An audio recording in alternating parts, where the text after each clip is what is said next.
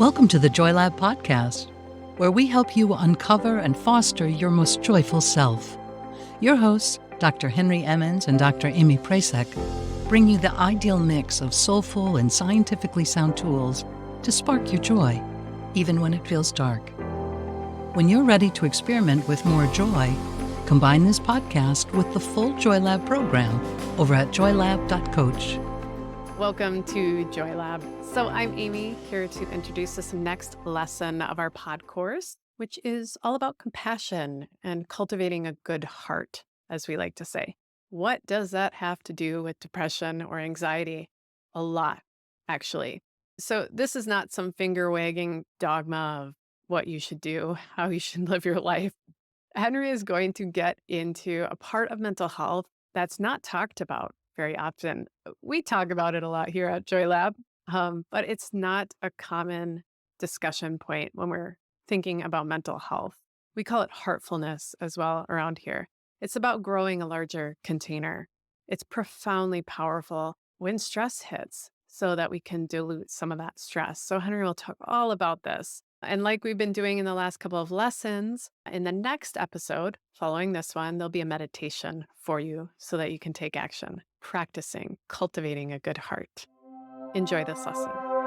In this section, I want to talk about what I refer to as cultivating a good heart. Now, what do I mean by that? What is the heart? How does this play into what we're talking about, recovering from something like depression or anxiety? I want to try to understand that by telling you a story.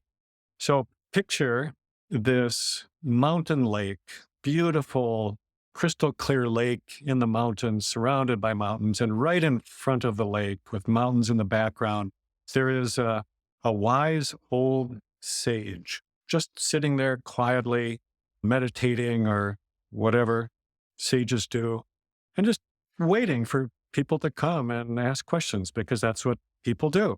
So into the scene comes a young seeker, somebody who's looking for some answers to life, who is maybe a little bit confused, a little bit lost, but doesn't really know that. This younger person has read a lot, has worked on a lot of ideas, and they think that they're going to the sage just to get more information, to learn more. And so the young person comes and bows and is invited to sit down. And then the wise older person asks, "What can I do for you?" And the young seeker says, "I am wanting to understand suffering and how to help people get out of suffering." And so the sage says, "Well, tell me what you know about suffering." And then the young person, who hasn't yet experienced a lot of suffering, gives sort of an answer that comes from a book. It's sort of a textbook. It's a well thought out answer, but it doesn't really have much heart to it. So the older person, just to begin the teaching, takes out a pouch. And in this pouch, there is a very bitter herb. In this day and age, everybody knows this herb. They know it's very bitter, and you don't really want to eat it, or not much of it.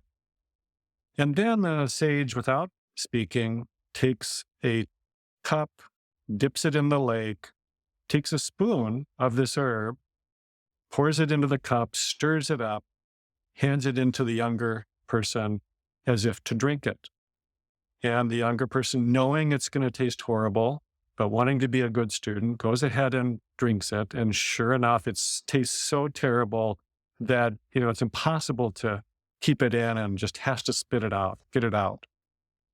And then, without any further words, the sage takes another spoon, same pouch, same amount of the bitter herb, but this time bends over and drops it into the lake, stirs it up, and then asks the young person, indicates to go ahead and dip your cup in the lake and drink it.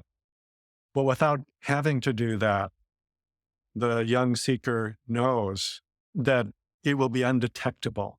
You won't be able to taste the bitterness because it's dissolved into such a big container. That's what we're trying to do here. We're looking at how do we make ourselves bigger, than we are? How do we move from just managing our lives and our stresses and trying to be more resilient and trying to keep our resilient container full to creating such a greater sense of spaciousness that we're able to carry whatever suffering, whatever bitterness we need to, and not be taken under by it. So cultivating a good heart means we turn our attention to that part of ourselves that is capable of greater things, such as love, compassion, kindness, generosity, gratitude. It's the kind of neural pathways, getting back to that metaphor, that we want to create in our lives. Let me tell you then about a study that points out the absolute power of this. This is a study that was done at the University of Wisconsin in Madison, looking at Buddhist monks who had spent their entire lives practicing meditation, and particularly a kind of meditation known as a compassion meditation. And what they were doing, they brought them into the lab and they were measuring this part of their brain called the prefrontal cortex. There are left and right prefrontal cortices, and they have very different functions. In this case, the left prefrontal cortex, right behind your forehead on the left side, if that little center in the brain is activated, you feel open. You feel as if you're in a state of openness, maybe vulnerability, maybe generosity, but you're capable of warmth and connection and kind of getting out of yourself. You're more approachable. When the right prefrontal cortex is more activated of the two, it's almost the opposite. You're feeling closed down, maybe self-protective, not wanting to be vulnerable, not wanting to be open, and possibly a little bit more self-focused, self-absorbed, or even hostile toward others. Now, the human brain evolved for a particular set of reasons. It didn't happen by chance.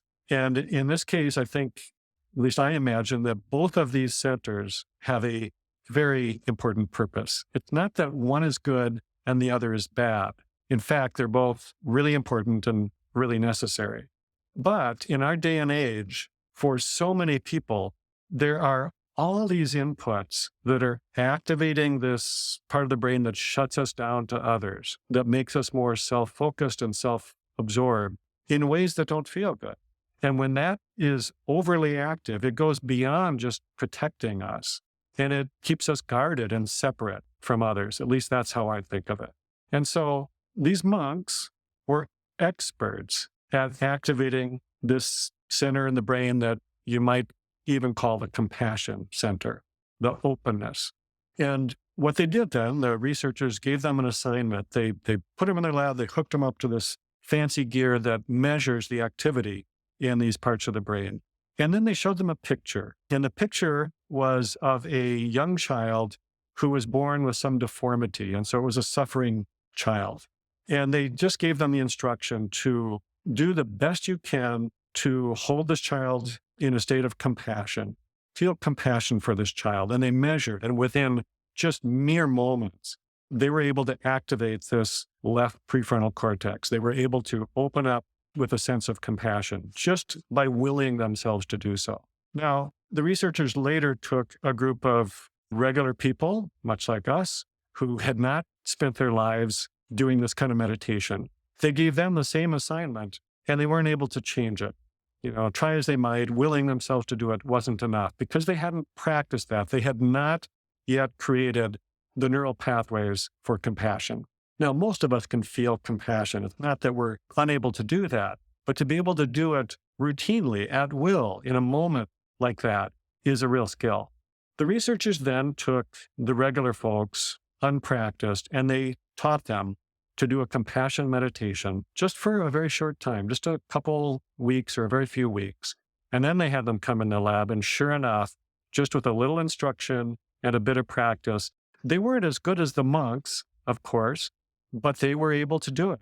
Why is this important? Because, as you can imagine, being in that state of openness, being freed up from the rumination about oneself, feels a whole lot better.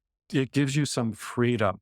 Some people with certain forms of depression, when they get into these loops of self-rumination, and often it's self-recrimination, and they get relief from it, it is such a huge relief.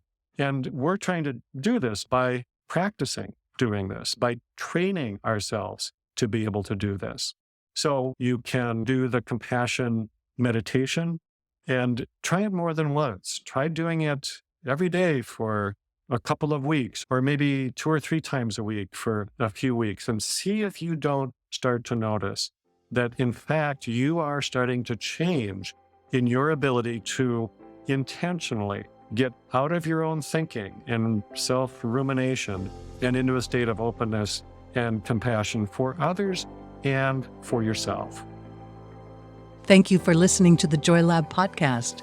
If you enjoyed today's show, visit joylab.coach to learn more about the full Joy Lab program. Be sure to rate and review us wherever you listen to your favorite podcasts. Please remember that this content is for informational and educational purposes only. It is not intended to provide medical advice and is not a replacement for advice and treatment from a medical professional. Please consult your doctor or other qualified health professional before beginning any diet change, supplement, or lifestyle program. Please see our terms for more information.